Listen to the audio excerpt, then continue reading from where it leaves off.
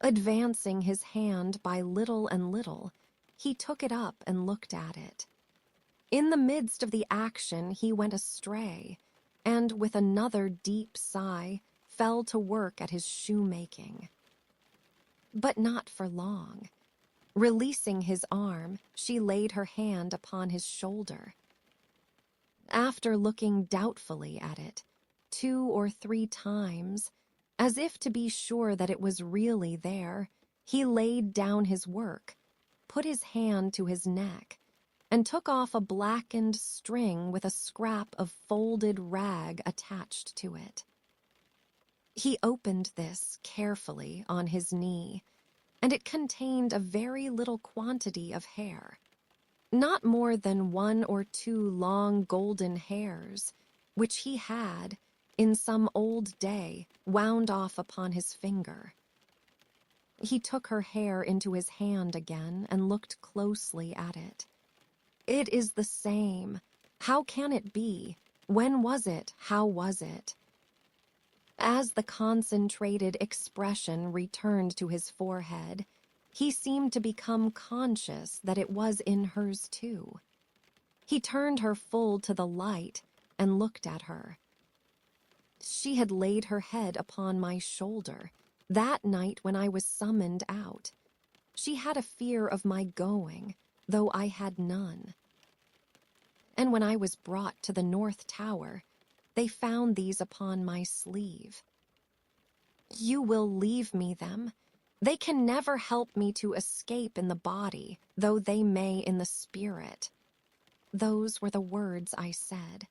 I remember them very well. He formed this speech with his lips many times before he could utter it. But when he did find spoken words for it, they came to him coherently, though slowly. How was this? Was it you? Once more, the 2 spectators started, as he turned upon her with a frightful suddenness. But she sat perfectly still in his grasp, and only said in a low voice, I entreat you, good gentlemen, do not come near us, do not speak, do not move. Hark, he exclaimed. Whose voice was that? His hands released her as he uttered this cry, and went up to his white hair, which they tore in a frenzy. It died out as everything but his shoemaking did die out of him, and he refolded his little packet and tried to secure it in his breast. But he still looked at her, and gloomily shook his head. No, no, no, you are too young, too blooming. It can't be. See what the prisoner is. These are not the hands she knew. This is not the face she knew. This is not a voice she ever heard. No, no, she was. He was, before the slow years of the North Tower ages ago. What is your name, my gentle angel? Hailing his softened tone and manner, his daughter fell upon her knees before him, with her appealing hands upon his breast. So, sir, at another time you shall know my name, and who my mother was, and who my father, and how I never knew their hard, hard history. But I cannot tell you at this time, and I cannot tell you here. All that I may tell you here and now is that I pray to you to touch me and to bless me. Kiss me, kiss me. Oh, my dear, my dear. His cold white head mingled with her radiant hair, which warmed and lighted it as though it were the light of freedom shining on him. If you hear in my voice, I don't know that it is so, but I hope it is.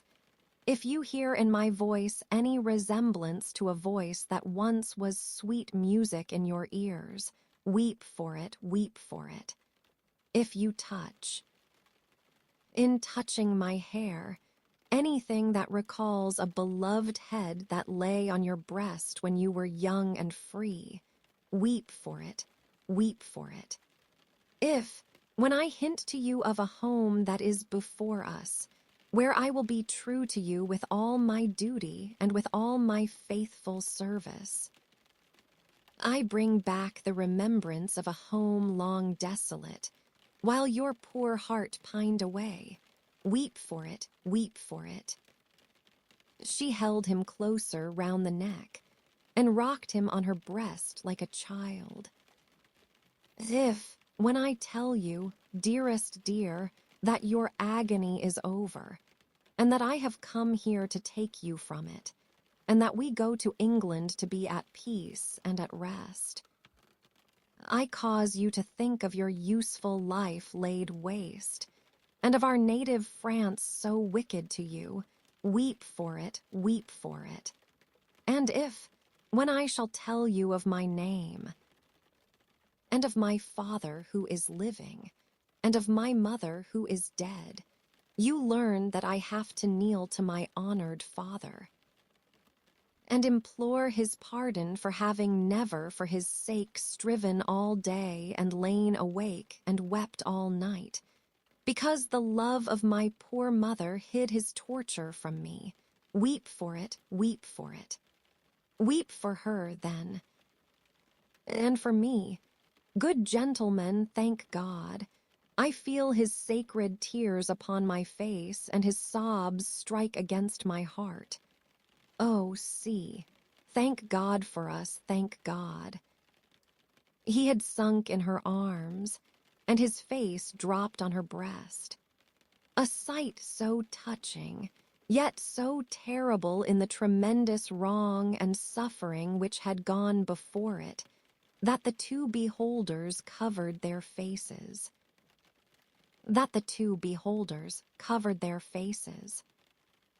When the quiet of the garret had been long undisturbed, and his heaving breast and shaken form had long yielded to the calm that must follow all storms, emblem to humanity of the rest and silence into which the storm called life must hush at last, they came forward to raise the father and daughter from the ground.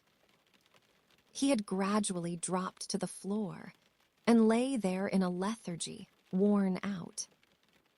She had nestled down with him, that his head might lie upon her arm, and her hair drooping over him curtained him from the light. If, without disturbing him, she said, raising her hand to Mr. Laurie, as he stooped over them, after repeated blowings of his nose, all could be arranged for our leaving Paris at once, so that, from the very door, he could be taken away. But consider, is he fit for the journey? Asked Mr. Laurie. More fit for that, I think, than to remain in this city, so dreadful to him. It is true, said Defarge, who was kneeling to look on and hear. More than that, Monsieur Manette is, for all reasons, best out of France. Say, shall I hire a carriage and post horses? That's business, said Mr. Laurie, resuming on the shortest notice his methodical manners. And if business is to be done, I had better do it. Then be so kind, urged Miss Manette, as to leave us here. You see how composed he has become, and you cannot be afraid to leave him with me now. Why should you be? If you will lock the door to secure us from interruption. I do not doubt that you will find him, when you come back, as quiet as you leave him. In any case, I will take care of him until you return, and then we will remove him straight. Both Mr. Laurie and Defarge were rather disinclined to this course, and in favor of one of them remaining. But as there were not only carriage and horses to be seen to, but traveling papers, and as time pressed, for the day was drawing to an end. It came at last to their hastily dividing the business that was necessary to be done, and hurrying away to do it. Then, as the darkness closed in, the daughter laid her head down on the hard ground close at the father's side, and watched him. The darkness deepened and deepened, and they both lay quiet, until a light gleamed through the chinks in the wall. Mr. Lorry and Monsieur Defarge had made all ready for the journey, and had brought with them, besides traveling cloaks and wrappers, bread and meat, wine and hot coffee. Monsieur Defarge put this provender, and the lamp he carried, on the shoemaker's bench. There was nothing else in the garret but a pallet bed. And he and Mr. Lorry roused the captive, and assisted him to his feet. No human intelligence could have read the mysteries of his mind, in the scared, blank wonder of his face. Whether he knew what had happened, whether he recollected what they had said to him, whether he knew that he was free, were questions which no sagacity could have solved. They tried speaking to him, but he was so confused and so very slow to answer that they took fright at his bewilderment and agreed for the time to tamper with him no more. He had a wild, lost manner of occasionally clasping his head in his hands that had not been seen in him before. Yet he had some pleasure in the mere sound of his daughter's voice, and invariably turned to it when she spoke. In the submissive way of one long accustomed to obey under coercion, he ate and drank what they gave him to eat and drink, and put on the cloak and other wrappings that they gave him to wear. He readily responded to his daughter's drawing her arm through his, and took, and kept her hand in both his own.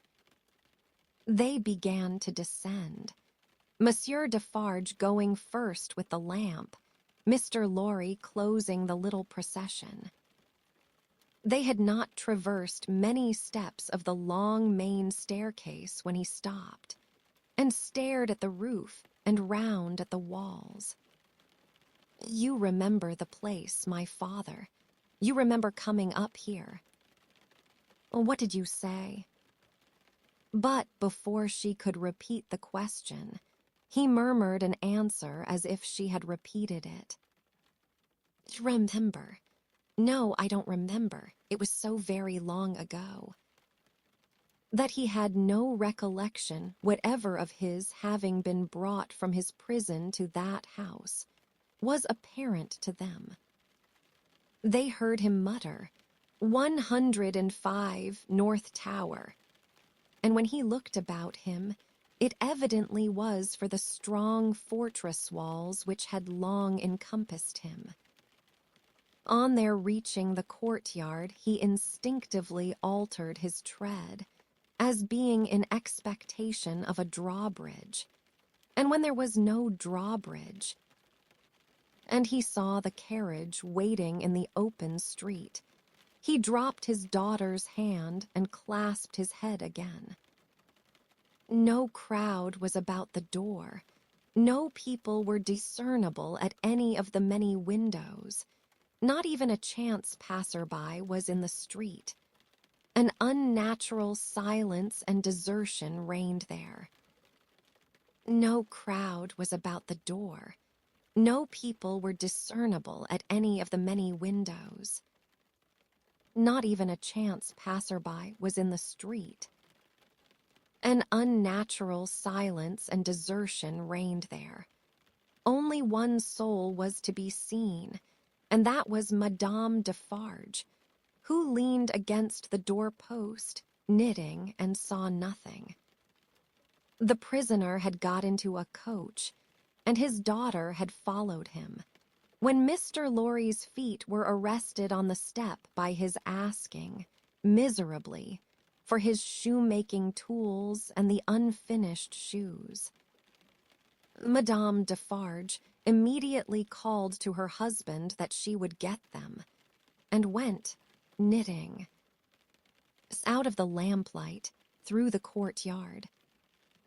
She quickly brought them down and handed them in, and immediately afterwards leaned against the door-post, knitting, and saw nothing.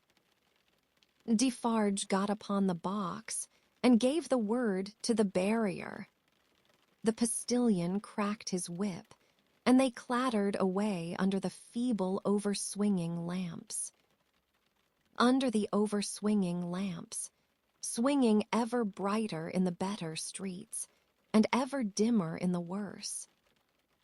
And by lighted shops, gay crowds, illuminated coffee houses and theater doors, to one of the city gates. Soldiers with lanterns at the guardhouse there. Your papers, travelers.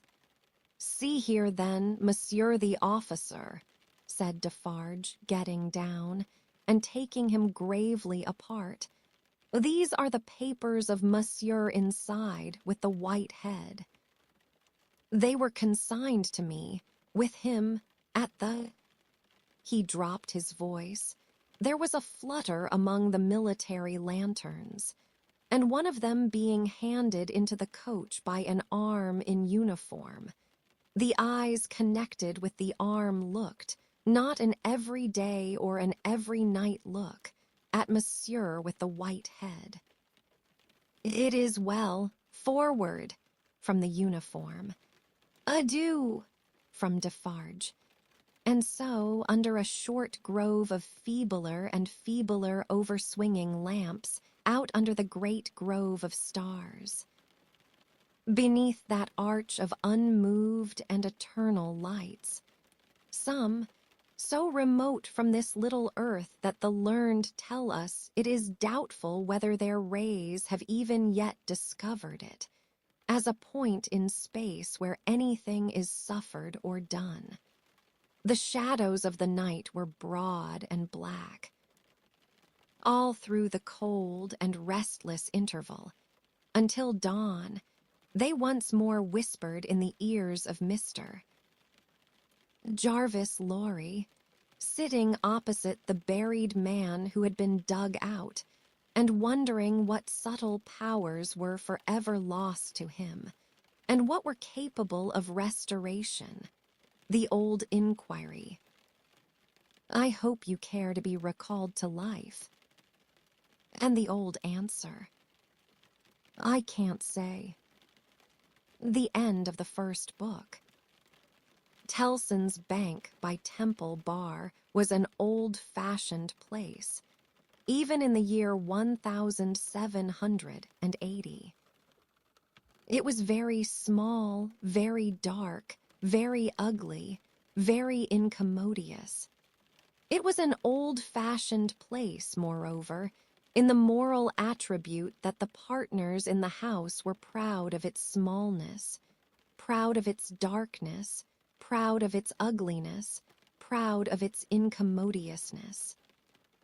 They were even boastful of its eminence in those particulars, and were fired by an express conviction that, if it were less objectionable, it would be less respectable. This was no passive belief, but an active weapon which they flashed at more convenient places of business. Tellson's, they said, wanted no elbow-room, Tellson's wanted no light, Tellson's wanted no embellishment. Noakes and Coase might, or Snooks Brothers might, but Tellson's, thank heaven.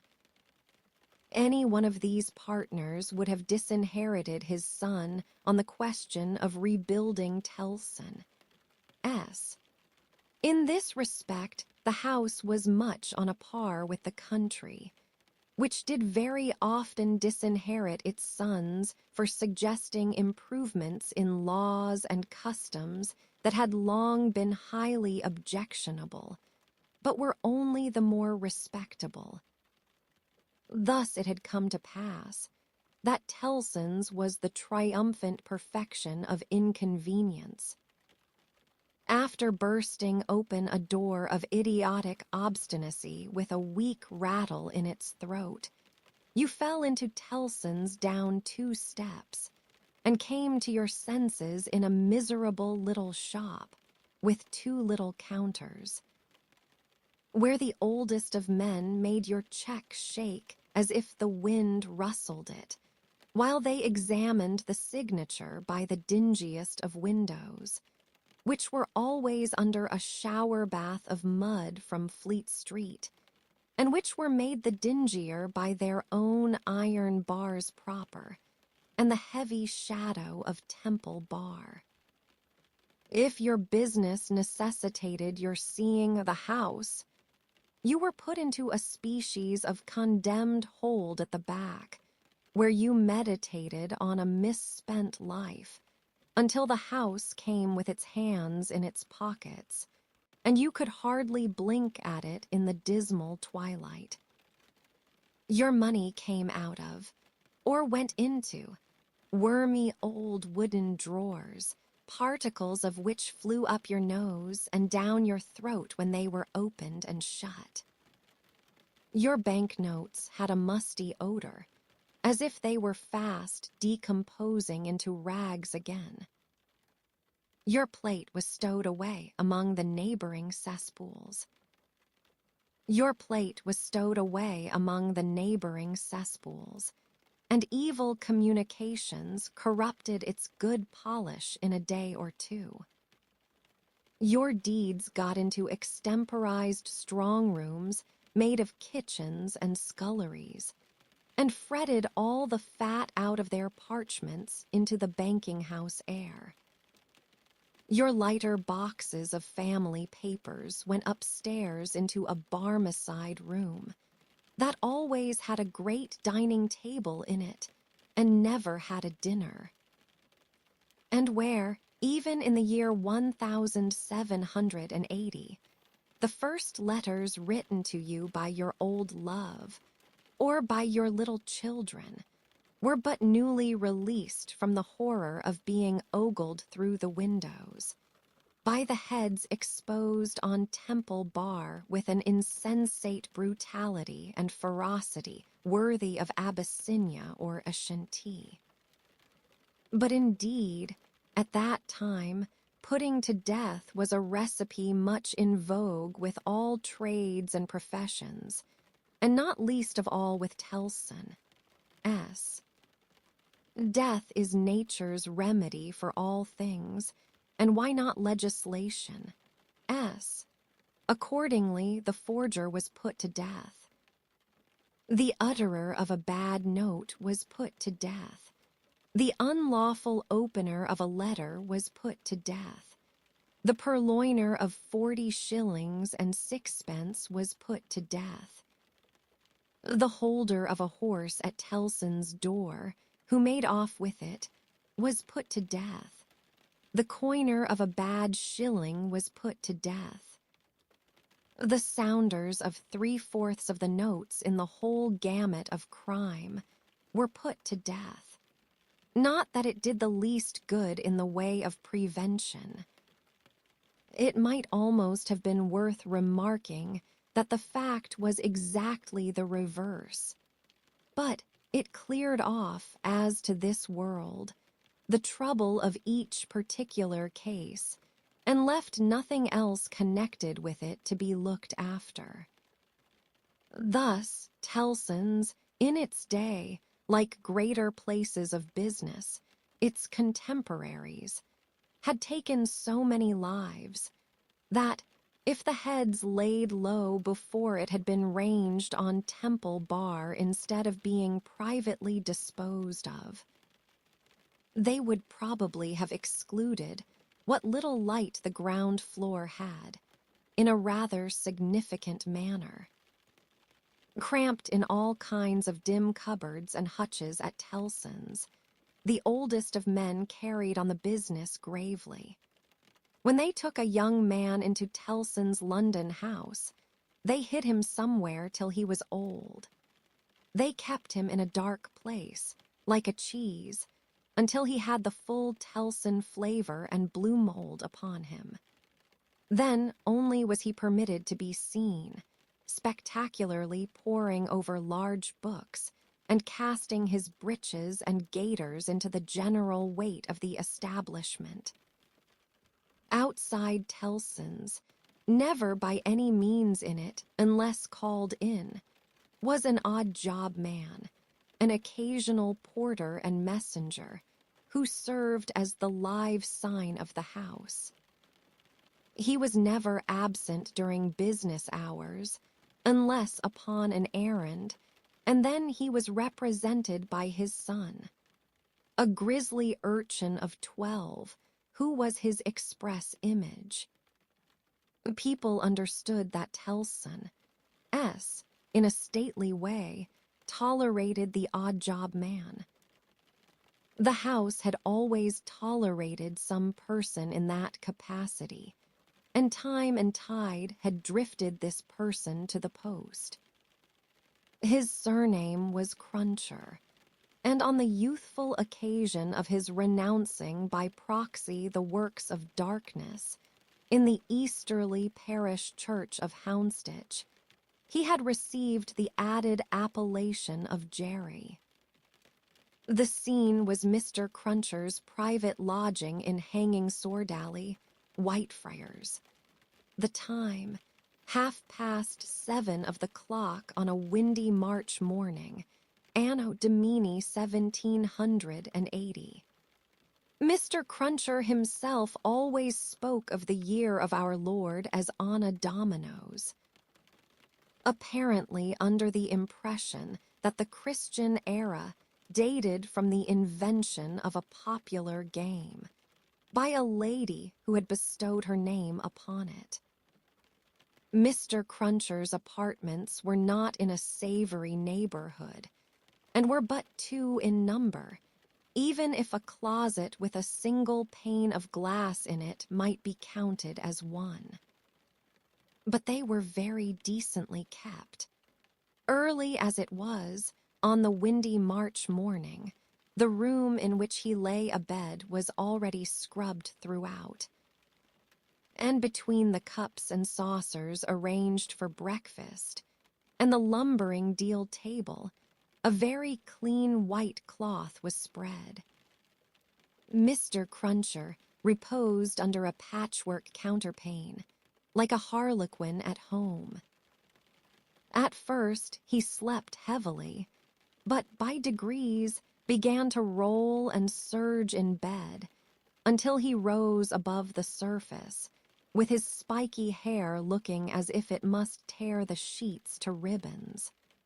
At which juncture he exclaimed in a voice of dire exasperation, "Bust me, if she ain't at it again." A woman of orderly and industrious appearance rose from her knees in a corner, with sufficient haste and trepidation to show that she was the person referred to. "What?" said Mr. Cruncher, looking out of bed for a boot. "You're at it again, are you?" After hailing the morn with this second salutation, he threw a boot at the woman as a third. It was a very muddy boot, and may introduce the odd circumstance connected with Mr. Cruncher's domestic economy. That, whereas he often came home after banking hours with clean boots, he often got up next morning to find the same boots covered with clay. "What?" said Mr. Cruncher, varying his apostrophe after missing his mark. "What are you up to, a gurrowator?" "I was only saying my prayers." "Saying your prayers? You're a nice woman. What do you mean by flopping yourself down and praying agin me?" "I was not praying against you. I was praying for you." "You weren't. and if you were, I won't be took the liberty with. Here, your mother's a nice woman, young Jerry, going a-praying agin your father's prosperity. You've got a dutiful mother, you have, my son. You've got a religious mother, you have, my boy, going and flopping herself down, and praying that the bread and butter may be snatched out of the mouth of her only child. Master Cruncher, who was in his shirt, took this very ill, and, turning to his mother, strongly deprecated any praying away of his personal board. "And what do you suppose, you conceited female?" said Mr. Cruncher, with unconscious inconsistency. "That the worth of your prayers may be. Name the price that you put your prayers at." "They only come from the heart, Jerry. They are worth no more than that." "Worth no more than that," repeated Mr. Cruncher. "They ain't worth much, then. Whether or no, I won't be prayed agin, I tell you. I can't afford it. I'm not a-going to be made unlucky by your sneaking. If you must go flopping yourself down, flop in favor of your husband and child, and not in opposition to 'em. If I had had any but a unnatural wife, and this poor boy had had any but a unnatural mother, I might have made some money last week instead of being counter-prayed and countermined and religiously circumvented into the worst of luck. "Be you ust me," said Mr. Cruncher, who all this time had been putting on his clothes. "If I ain't, what with piety and one blowed thing and another, been choused this last week into as bad luck as ever a poor devil of a honest tradesman met with. Young Jerry, dress yourself, my boy, and while I clean my boots keep a eye upon your mother now and then, and if you see any signs of more flopping, give me a call. For I tell you," here he addressed his wife once more, "I won't be gone agin in this manner. I am as rickety as a hackney coach. I'm as sleepy as laudanum. My lines is strained to that degree that I shouldn't know, if it wasn't for the pain in 'em. Which was me and which somebody else, yet I'm none the better for it in pocket. And it's my suspicion that you've been at it from morning to night to prevent me from being the better for it in pocket. And I won't put up with it, a gurrowaiter. And what do you say now?" Growling, in addition, such phrases as, "Ah, yes, you're religious, too. You wouldn't put yourself in opposition to the interests of your husband and child, would you? Not you." And throwing off other sarcastic sparks from the whirling grindstone of his indignation, Mr. Cruncher betook himself to his boot cleaning and his general preparation for business. In the meantime, his son, whose head was garnished with tenderer spikes, and whose young eyes stood close by one another, as his father's did, kept the required watch upon his mother. He greatly disturbed that poor woman at intervals by darting out of his sleeping closet, where he made his toilet, with a suppressed cry of, "You are going to flop, mother. Halloa, father!" and, after raising this fictitious alarm, darting in again with an undutiful grin. Mr. Cruncher's temper was not at all improved when he came to his breakfast. He resented Mrs. Cruncher's saying grace with particular animosity. "Now, a gurrowaiter, what are you up to? At it again?" His wife explained that she had merely asked a blessing. "Don't do it," said Mr. Crunches, looking about, as if he rather expected to see the loaf disappear under the efficacy of his wife's petitions. "I ain't a-going to be blessed out of house and home. I won't have my wittles blessed off my table. Keep still." Exceedingly red-eyed and grim, as if he had been up all night at a party which had taken anything but a convivial turn, Jerry Cruncher worried his breakfast rather than ate it, growling over it like any four-footed inmate of a menagerie.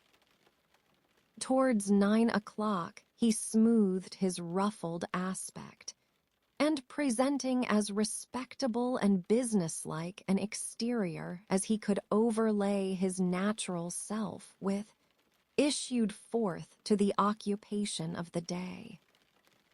It could scarcely be called a trade, in spite of his favorite description of himself as a honest tradesman.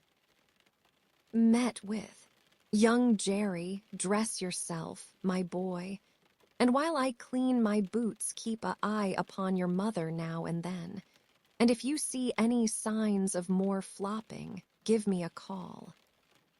For I tell you," here he addressed his wife once more, "I won't be gone again in this manner. I am as rickety as a hackney coach. I'm as sleepy as laudanum. My lines is strained to that degree that I shouldn't know. If it wasn't for the pain in 'em, which was me and which somebody else, yet I'm none the better for it in pocket. And it's my suspicion that you've been at it from morning to night to prevent me from being the better for it in pocket. And I won't put up with it. A gurrowator. And what do you say now?" Growling in addition, such phrases as yes, you're religious too. You wouldn't put yourself in opposition to the interests of your husband and child, would you? Not you. And throwing off other sarcastic sparks from the whirling grindstone of his indignation, Mr. Cruncher betook himself to his boot cleaning and his general preparation for business. In the meantime, his son, whose head was garnished with tenderer spikes, and whose young eyes stood close by one another, as his father's did, kept the required watch upon his mother.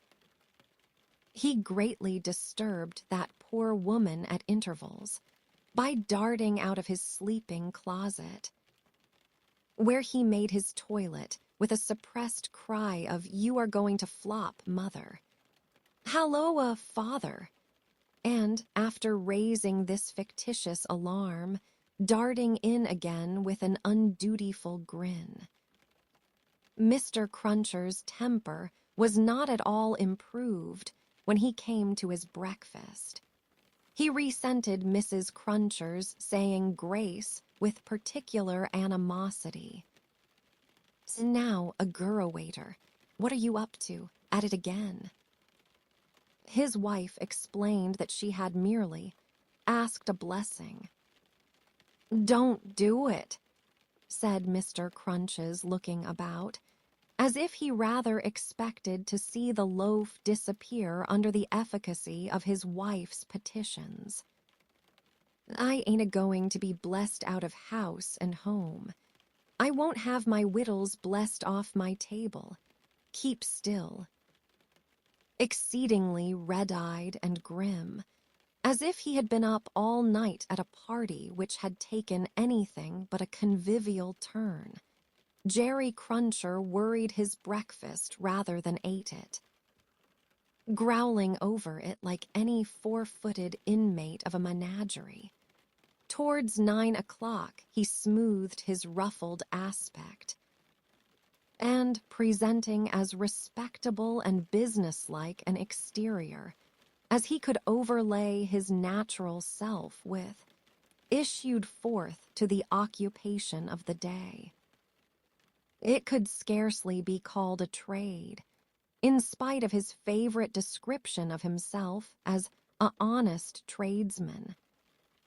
His stock consisted of a wooden stool made out of a broken-backed chair cut down, which stool young Jerry, walking at his father's side, carried every morning to beneath the banking-house window that was nearest Temple Bar, where, with the addition of the first handful of straw that could be gleaned from any passing vehicle, to keep the cold and wet from the odd job man's feet, it formed the encampment for the day. On this post of his, Mr. Cruncher was as well known to Fleet Street and the Temple as the bar itself, and was almost as in-looking. Encamped at 9:15, in good time to touch his three-cornered hat to the oldest of men as they passed into Tellson. Jerry took up his station on this windy March morning, with young Jerry standing by him, when not engaged in making forays through the bar, to inflict bodily and mental injuries of an acute description on passing boys who were small enough for his amiable purpose. Father and son, extremely like each other, looking silently on at the morning traffic in Fleet Street, with their two heads as near to one another as the two eyes of each were, bore a considerable resemblance to a pair of monkeys. The resemblance was not lessened by the accidental circumstance that the mature Jerry bit and spat out straw, while the twinkling eyes of the youthful Jerry were as restlessly watchful of him as of everything else in Fleet Street. The head of one of the regular indoor messengers attached to Tellson's establishment was put through the door, and the word was given. Porter wanted. Hooray, father, here's an early job to begin with. Having thus given his parent Godspeed, young Jerry seated himself on the stool, entered on his reversionary interest in the straw his father had been chewing, and cogitated. "Always rusty, his fingers is always rusty," muttered young Jerry. "Where does my father get all that iron rust from? He don't get no iron rust here." "You know the Old Bailey well, no doubt," said one of the oldest of clerks to Jerry the messenger. "Yees, sir," returned Jerry in something of a dogged manner. "I do know the Bailey."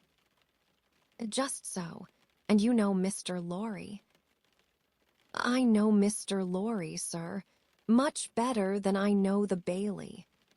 "Much better," said Jerry, not unlike a reluctant witness at the establishment in question.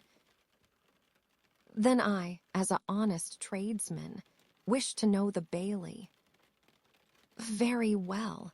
Find the door where the witnesses go in, and show the doorkeeper this note for Mr. Lorry. He will then let you in." "Into the court, sir." "Into the court." Mr. Cruncher's eyes seemed to get a little closer to one another, and to interchange the inquiry, "What do you think of this?" "Am I to wait in the court, sir?" he asked, as the result of that conference. "I am going to tell you. The doorkeeper will pass the note to Mr. Lorry." "And do you make any gesture that will attract Mr. Lorry's attention and show him where you stand. Then what you have to do is to remain there until he wants you. Is that all, sir? That's all. He wishes to have a messenger at hand. This is to tell him you are there. As the ancient clerk deliberately folded and superscribed the note, Mr. Cruncher, after surveying him in silence until he came to the blotting paper stage, remarked, "I suppose they'll be trying forgeries this morning." "Treason." "That's quartering," said Jerry. "Barbarous." "It is the law," remarked the ancient clerk, turning his surprised spectacles upon him. "It is the law. It's hard in the law to spile a man, I think. It's hard enough to kill him, but it's worry hard to spile him, sir." "Not at all," retained the ancient clerk. "Speak well of the law. Take care of your chest and voice, my good friend, and leave the law to take care of itself. I give you that advice." "It's the damp, sir. What settles on my chest and voice?" said Jerry. "I leave you to judge what a damp way of earning a living mine is." "Well, well," said the old clerk. "We all have our various ways of gaining a livelihood. Some of us have damp ways and some of us have dry ways. Here is the letter. Go along." Jerry took the letter, and remarking to himself with less internal deference than he made an outward show of, "You are a lean old one, too," made his bow, informed his son in passing of his destination, and went his way. They hanged at Tyburn in those days, so the street outside Newgate had not obtained one infamous notoriety that has since attached to it. But the jail was a vile place, in which most kinds of debauchery and villainy were practiced, and where dire diseases were bred, that came into court with the prisoners, and sometimes rushed straight from the dock at my Lord Chief Justice himself, and pulled him off the bench. It had more than once happened that the judge in the black cap pronounced his own doom as certainly as the prisoner, and even died before him.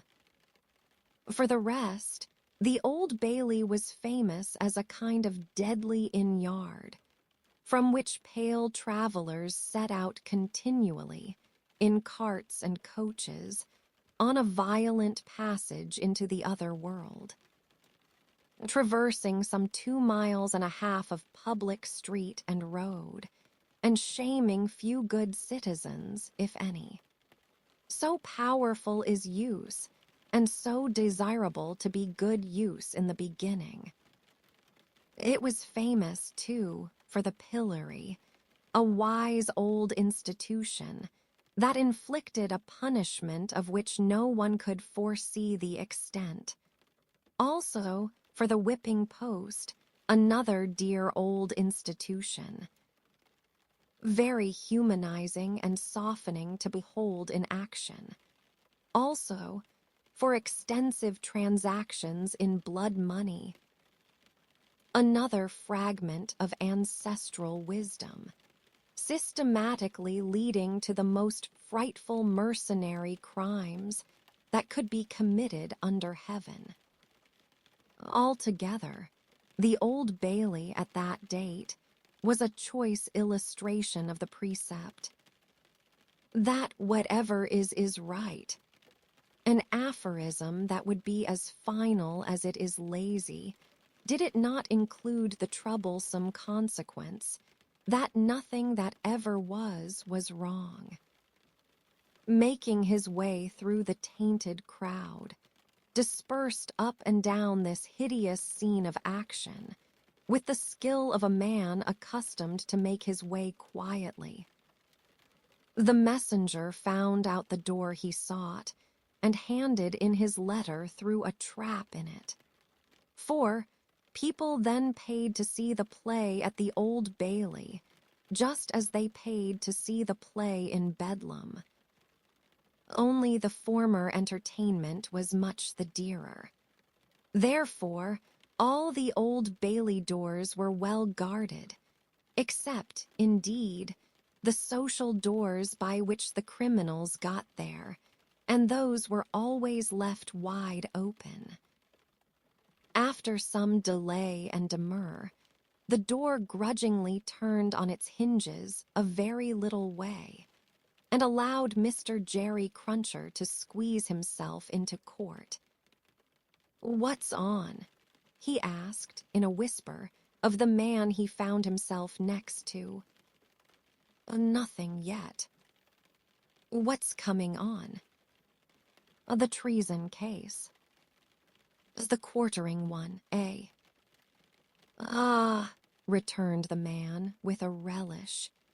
"He'll be drawn on a hurdle to be half-hanged, and then he'll be taken down and sliced before his own face, and then his inside will be taken out and burnt while he looks on, and then his head will be chopped off, and he'll be cut into quarters. That's the sentence." "If he's found guilty, you mean to say," Jerry added by way of proviso. "Oh, they'll find him guilty," said the other. "Don't you be afraid of that."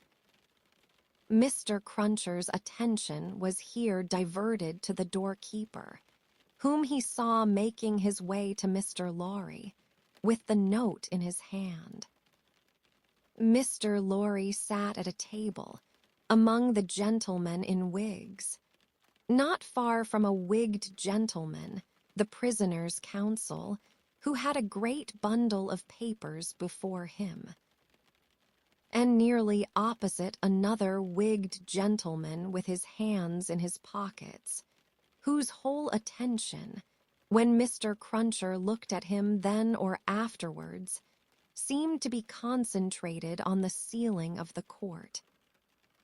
After some gruff coughing and rubbing of his chin and signing with his hand, Jerry attracted the notice of Mr. Lorry, who had stood up to look for him, and who quietly nodded and sat down again. "What's he got to do with the case?" asked the man he had spoken with. "Blessed if I know," said Jerry. "What have you got to do with it, then, if a person may inquire?" "Blessed if I know that either," said Jerry. The entrance of the judge, and a consequent great stir and settling down in the court, stopped the dialogue. Presently, the dock became the central point of interest. 2 jailers who had been standing there went out, and the prisoner was brought in and put to the bar. Everybody present, except the one wigged gentleman who looked at the ceiling, stared at him. All the human breath in the place rolled at him like a sea or a wind or a fire. Eager faces strained round pillars and corners to get a sight of him. Spectators in back rows stood up, not to miss a hair of him. People on the floor of the court laid their hands on the shoulders of the people before them, to help themselves at anybody's cost to a view of him, stood a tiptoe, got upon ledges, stood upon next to nothing, to see every inch of him. Conspicuous among these latter, like an animated bit of the spiked wall of Newgate, Jerry stood, aiming at the prisoner the beery breath of a whet he had taken as he came along, and discharging it to mingle with the waves of other beer, and gin, and tea, and coffee, and what not that flowed at him, and already broke upon the great windows behind him in an impure mist and rain. The object of all this staring and blaring was a young man of about 25, well-grown and well-looking, with a sunburnt cheek and a dark eye. His condition was that of a young gentleman. He was plainly dressed in black or very dark gray, and his hair, which was long and dark, was gathered in a ribbon at the back of his neck. More to be out of his way than for ornament, as an emotion of the mind will express itself through any covering of the body. So the paleness which his situation engendered came through the brown upon his cheek, showing the soul to be stronger than the sun. He was otherwise quite self-possessed, bowed to the judge, and stood quiet. The sort of interest with which this man was stared and breathed at was not a sort that elevated humanity. Had he stood in peril of a less horrible sentence, had there been a chance of any one of its savage details being spared, by just so much would he have lost in his fascination. The form that was to be doomed to be so shamefully mangled was the sight.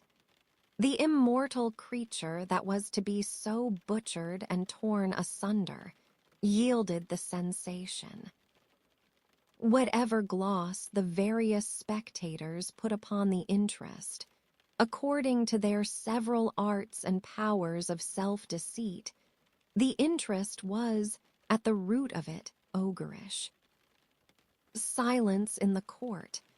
Charles Darnay had yesterday pleaded not guilty to an indictment denouncing him, with infinite jingle and jangle, for that he was a false traitor to our serene. Illustrious, excellent, and so forth, Prince our Lord the King, by reason of his having. On divers occasions, and by divers means and ways, assisted Louis, the French king, in his wars against our said serene, illustrious, excellent, and so forth.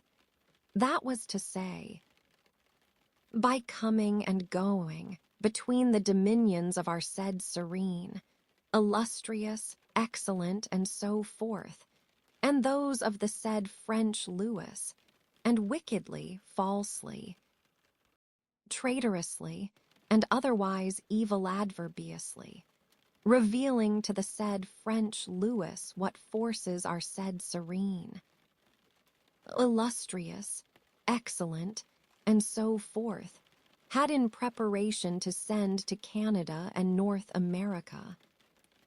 This much, Jerry, with his head becoming more and more spiky as the law terms bristled it, made out with huge satisfaction, and so arrived circuitously at the understanding that the aforesaid, and over again aforesaid, Charles Darnay, stood there before him upon his trial, that the jury were swearing in, and that Mr. Attorney General was making ready to speak.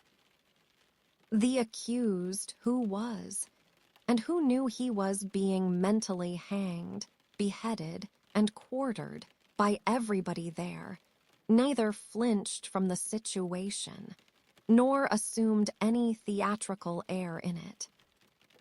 He was quiet and attentive, watched the opening proceedings with a grave interest, and stood with his hands resting on the slab of wood before him, so composedly that they had not displaced a leaf of the herbs with which it was strewn. The court was all bestrewn with herbs and sprinkled with vinegar, as a precaution against jail air and jail fever. Over the prisoner's head there was a mirror, to throw the light down upon him. Crowds of the wicked and the wretched had been reflected in it, and had passed from its surface, and this earth's together. Haunted in a most ghastly manner that abominable place would have been, if the glass could ever have rendered back its reflections, as the ocean is one day to give up its dead. Some passing thought of the infamy and disgrace for which it had been reserved may have struck the prisoner's mind. Be that as it may, a change in his position making him conscious of a bar of light across his face, he looked up, and when he saw the glass his face flushed, and his right hand pushed the herbs away. It happened that the action turned his face to that side of the court which was on his left, about on a level with his eyes. There sat, in that corner of the judge's bench, two persons upon whom his look immediately rested. So immediately, and so much to the changing of his aspect, that all the eyes that were turned upon him turned to them. The spectators saw in the two figures a young lady of little more than 20, and a gentleman who was evidently her father, a man of a very remarkable appearance in respect of the absolute whiteness of his hair, and a certain indescribable intensity of face. Not of an active kind, but pondering and self-communing. When this expression was upon him, he looked as if he were old, but when it was stirred and broken up, as it was now in a moment on his speaking to his daughter, he became a handsome man, not past the prime of life. His daughter had one of her hands drawn through his arm, as she sat by him, and the other pressed upon it. She had drawn close to him, in her dread of the scene, and in her pity for the prisoner. Her forehead had been strikingly expressive of an engrossing terror and compassion that saw nothing but the peril of the accused. This had been so very noticeable, so very powerfully and naturally shown, that starers who had had no pity for him were touched by her, and the whisper went about, "Who are they?" Jerry, the messenger, who had made his own observations, in his own manner, and who had been sucking the rust off his fingers in his absorption, stretched his neck to hear who they were. The crowd about him had pressed and passed the inquiry on to the nearest attendant, and from him it had been more slowly pressed and passed back. At last it got to Jerry. Witnesses. For which side? Against. Against what side? The prisoner S. The judge, whose eyes had gone in the general direction, recalled them, leaned back in his seat, and looked steadily at the man whose life was in his hand, as Mr. Attorney General rose to spin the rope, grind the axe, and hammer the nails into the scaffold. Mr. Attorney General had to inform the jury that the prisoner before them, though young in years, was old in the treasonable practices which claimed the forfeit of his life. That this correspondence with the public enemy was not a correspondence of today, or of yesterday, or even of last year, or of the year before. That it was certain the prisoner had, for longer than that, been in the habit of passing and repassing between France and England, on secret business of which he could give no honest account. That, if it were in the nature of traitorous ways to thrive, which happily it never was, the real wickedness and guilt of his business might have remained undiscovered.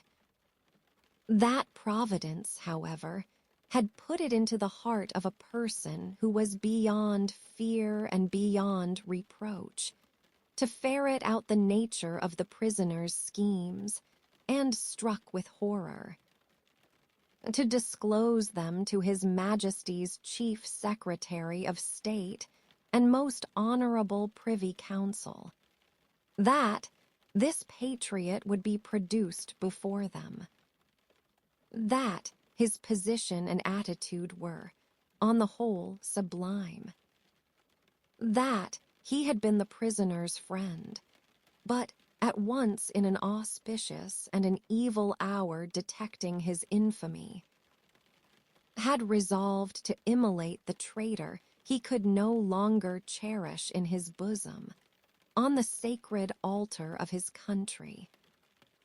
That, if statues were decreed in Britain, as in ancient Greece and Rome, to public benefactors, this shining citizen would assuredly have had one.